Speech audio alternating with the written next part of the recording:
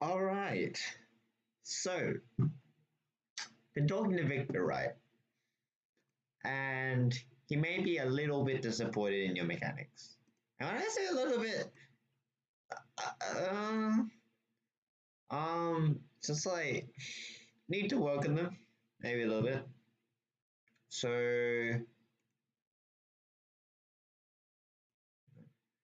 basically, today I'm just gonna show you what Victor and I mean when we say orb walking because we've said it quite a few times, and I'm not sure you know what we mean because I haven't seen you doing it. Let me just add like I don't know Udir. Udir is good. Um, it would be a good championship. Generally, when you all block, you do on ADCs because ADCs are doing the damage in right clicks, auto attacks. And so to maximize that damage, essentially what it is you're moving while you're autoing, sort of. I'll get Ash because Ash is very good at kiting.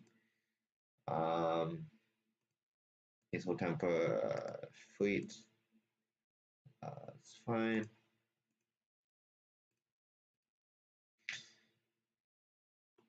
Um,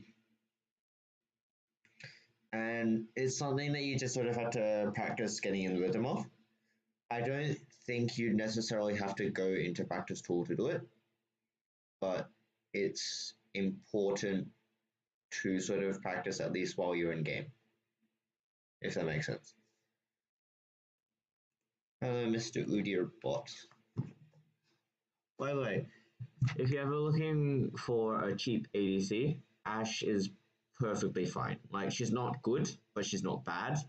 And she's very simple. She only has two abilities that you need to use in lane, um, and one for vision. So, like, yeah, if you need an ADC, Jinx is fine. Let's go just teleport over to Baron. Let's spawn enemy dummy. So, if I'm basically standing here, I'm I'm maximizing the damage that I can deal, right? It's not a lot because I'm level 1, but I'm essentially maximizing the damage I can do. If I start walking around, then I'm maximizing my movement.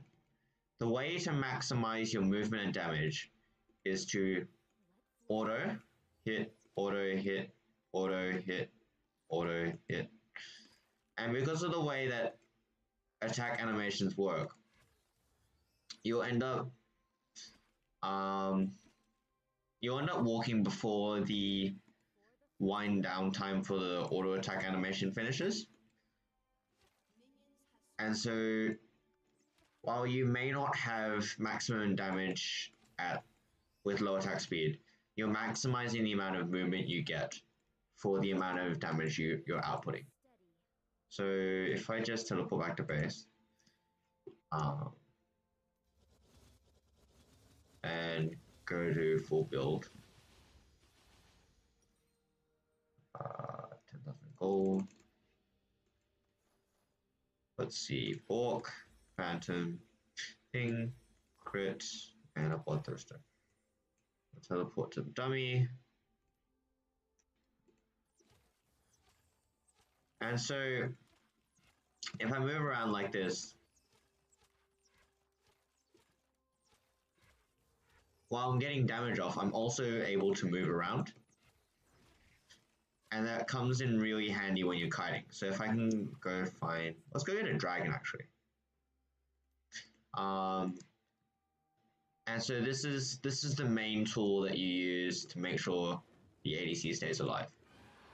That's not an infernal trait. Also, instead of doing this, which could lead to me being inaccurate, you see how I'm sometimes not clicking on the dragon, and then I'm not autoing anything. Instead, what is much easier to do in terms of mechanically is to just move and then attack move. And if you do that, then realistically you shouldn't have any delay, right? So if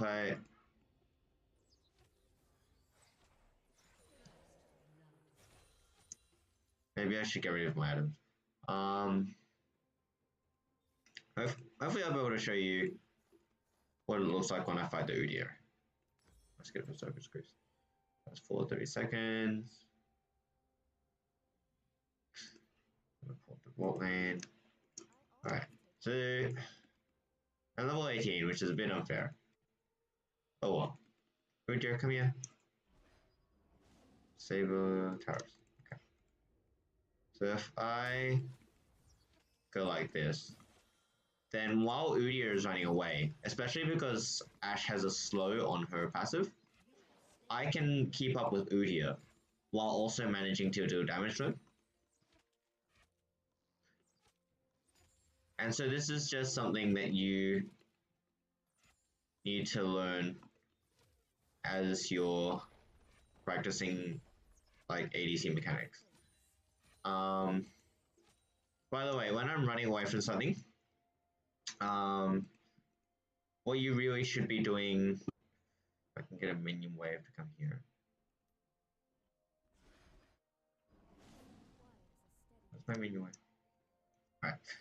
So you shouldn't be doing this because then you actually have less control. I just do it because I'm really lazy. And you don't actually have to worry about minion waves at all. Realistically, you should be putting your mouse cursor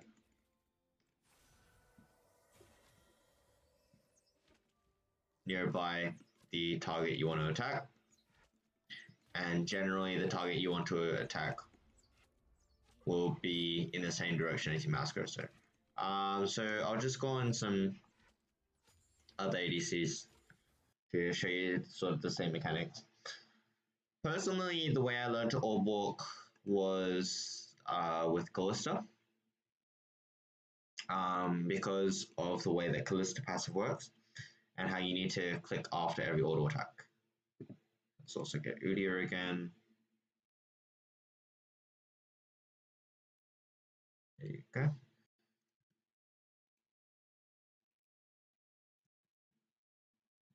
Yeah, 54.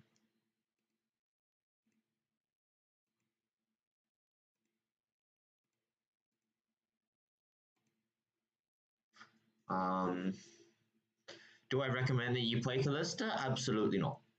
For the same reason that we tell you not to play any other champion, because it's mechanically intensive, it fills sort of a niche role, and realistically you should be focusing on, and she has a gimmick, which is her passive. Realistically, you should be focusing on ADCs that focus more on just the mechanical side, like Ashe. Granted, Callista's gimmick isn't actually that big. If I go get a target dummy, this is what Callista's passive is.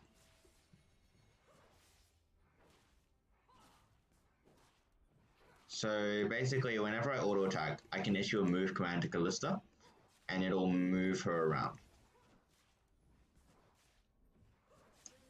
So if I can get some, I don't even need attack speed. Let me just get Frozen Mallet. I love building Frozen Mallet. There we go.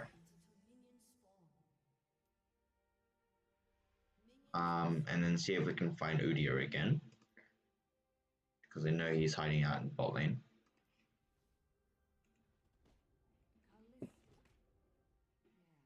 With Tower Fire.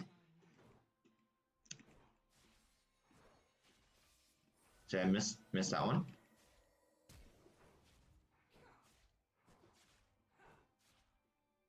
So if I had a bit more attack speed, then theoretically I would be able to keep up with the Udyr. And then because my Frozen Mallet is slowing him, it's making it a bit easier for me. Oh gosh, I played this in a while.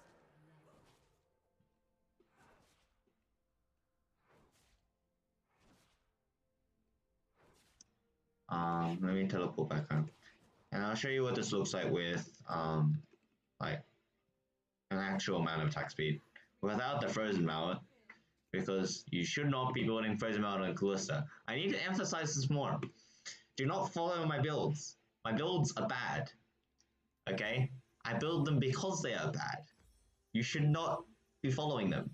And I think Victor was emphasizing that to me today for building really bad and teaching you maybe bad habits. So, yeah. If you look at the way that I'm doing this, and you look at the kind of stuff that Callista can do, I'm sort of just bouncing around. Oh, I haven't played such a long time. Bouncing around the target dummy, and that's really good because it means that I can then maximize damage and maximize distance covered, so I'll always be attacking the enemy. So if I teleport to Udia here, I'm sorry, Udia.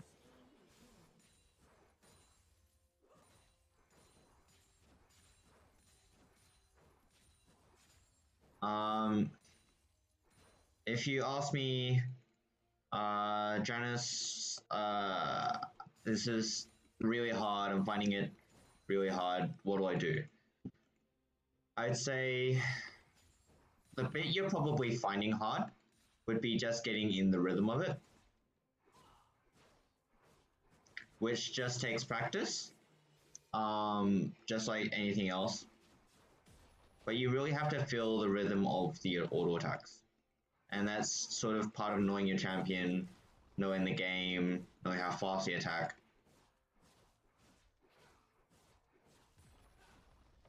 So you see I'm messing up a few times. If I was a good Callista player, I wouldn't be doing that. If you want to practice it specifically, spawn enemy target dummy, just go around like this in a circle.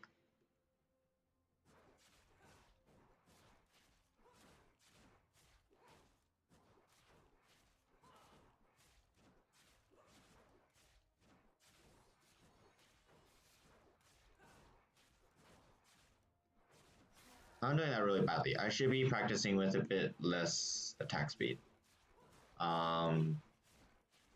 But it's the same sort of concept where if you just practice that around a target dummy constantly, then like you will get good at it inevitably. Maybe a bit less. And you just sort of have to feel the rhythm of the auto attacks. Does it reduce damage a little bit? Depending on the champion, it might. But in terms of the amount of time you'll be spending dealing damage to them, it'll increase dramatically, and that's what we're actually looking for.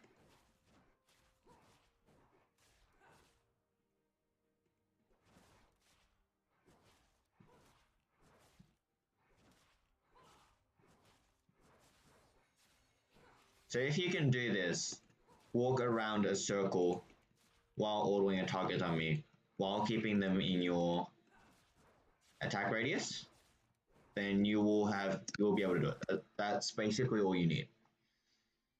But I don't know. For Victor, it's very important. For me, I'm the kind of person that doesn't really care much about mechanics because I don't care about being good at the game.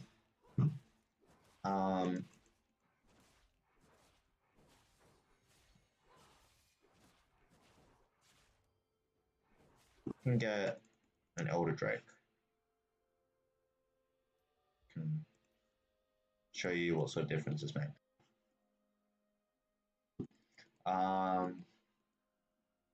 If we the Elder Drake, will actually take some damage. So, see how I'm luring the dragon out of the pit? But I'm not actually spending any time not auto attacking it, which is good for me because I want to be auto attacking as much as possible. This is good for if you have a longer range than a champion, then you can kite them, especially for melee champions that can't hit you if you're not in melee range. This is good for being able to dodge spells.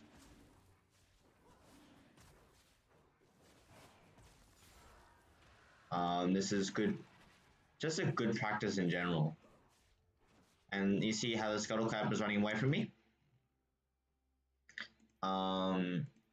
If I'm auto attacking the Scuttle Crab, right, and then it starts running away from me, if I just stand like this, then I'm not actually doing damage 100% of the time.